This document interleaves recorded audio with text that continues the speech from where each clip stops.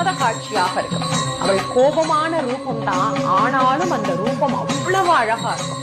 அந்த மயான சூறைக்கு வரக்கூடிய அந்த அங்காள பரமேஸ்வரிய பார்த்தாலே நம்மை பற்றி இருக்கக்கூடிய வினைகள் பாவங்கள் எல்லாம் தலை தெறிக்க ஓடிடும்.